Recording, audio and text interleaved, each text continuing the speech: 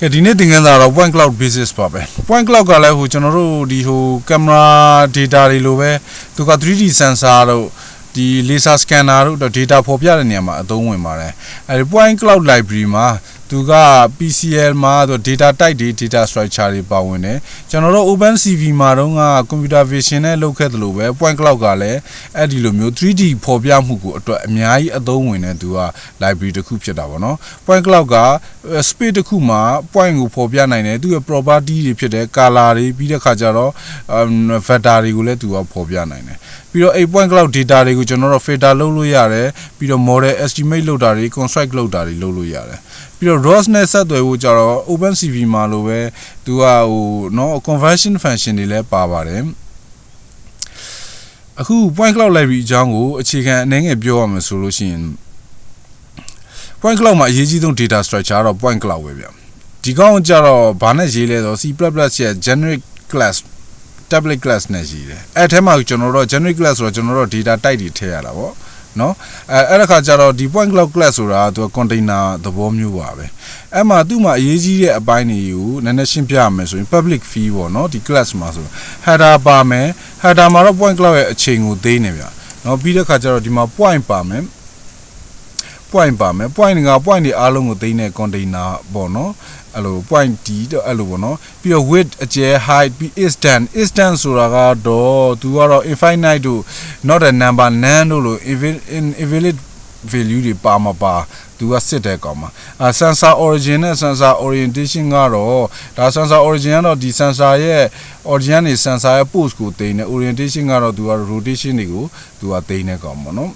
ဒီ feed တွေကိုဘယ်သူကသုံးလဲဆိုတော့ဒီ point cloud algorithm တွေကသုံးတယ်သူမှလည်းဟို OpenCV တို့လို computer vision တို့လို algorithm တွေအများကြီးပါပဲကဲကျွန်တော်တို့နောက်တစ်ခုကိုလေ့လာကြည့်မယ်ဆိုရင် point cloud data type ဟောဒီမှာ point cloud data type เนาะ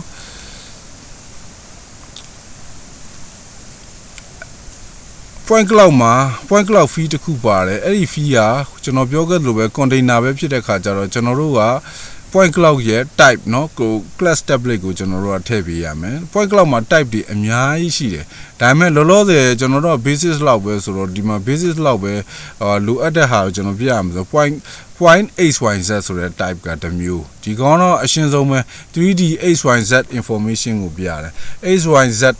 ဆို intensity of point เนาะပါလာတယ်ဒီမှာစာဖတ်ကြည့်သိပါတယ် xyz RGBA color တွေပါလာပြီပြီးတော့ဒီမှာ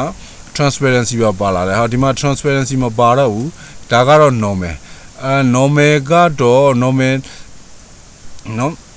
surface normal နဲ့ဒီအကွေးတိုင်းတာတဲ့ curve တွေကိုဖော်ပြလို့ရတာပေါ့နော် normal နဲ့ပြီးတော့ခါကျတော့ point normal မှာတော့ normal အပြင် xyz တွေပါလာပြီပေါ့တိုက်ကတော့ဒီတိုက်ပဲတော့မဟုတ်ဘူးเนาะအများကြီးရှိသေးတယ်ကျန်တဲ့ histogram တွေအတွက်ကောကျန်တဲ့ဟာတွေ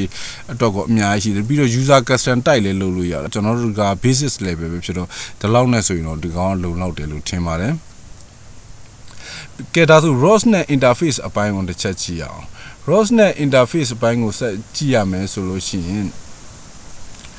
เนาะဒီမှာ standard message header sensor message point cloud 2ပြီးတော့ PCL message စတဲ့ message type တွေအများကြီးရှိတယ်အဲကောင်တွေကိုကျွန်တော်တို့ကဟိုဒီ ROS PCL package ကိုသုံးကျွန်တော်တို့ convert လုပ်ပြီးလို့ရတယ် convert လုပ်လို့ရတဲ့ function တွေကိုဒီမှာတက်နိုင်တဲ့လောက်ကျွန်တော်ရေးပြထားတယ်လွယ်ပါတယ်ဒီမှာ argument အနေနဲ့နှစ်ခုပဲလိုတယ်ဒီမှာဒီ from PCL ဟုတ်ပြီနော် from PCL ဆိုသူ point cloud ကနေ ROS message type ကိုပြောင်းနော်ဒီမှာပြီးတဲ့ခါကျရင်ဒီမှာဖတ်ကြည့်ရင်သိပါတယ် void တွေနဲ့ဒီဟာကိုကျွန်တော်တို့က programmer ဒီတိုင်းလေးခေါ်သုံးလိုက်ရုံပဲပြီးတဲ့ခါကျတော့ message အနေနဲ့ကြတော့လဲဒီမှာပြောမယ်ဆိုရင်ကျွန်တော်တို့ point cloud တစ်ခုရှိတယ်ဗျာ point cloud data type တစ်ခု construct လုပ်လိုက်တယ်အဲ့ကောင်ကျွန်တော်တို့ ROS message အနေနဲ့ publish လုပ်ပေးမယ်ဆိုရင်ဒီမှာဆိုရင် to ROS message ဆိုပြီးတော့ဒီလိုလေးပဲထည့်လိုက်လို့ရှိရင်ဒါဆို sensor message point cloud 2ဒီ type ထဲကိုအဲ့လိုလိုရောက်သွားပါလိမ့်မယ် ဒါပါပဲဒီကောင်တော့ conversion function တွေပေါ့နော် conversion function တွေသူ့တော့ conversion header လည်းရှိတယ်ROS မှာတော့အရေးကြီးတဲ့ဒီ sensor message point cloud 2 type ကိုတစ်ချက်သွားကြည့်အခုလုပ်ကြည့်မယ်ဆိုရင်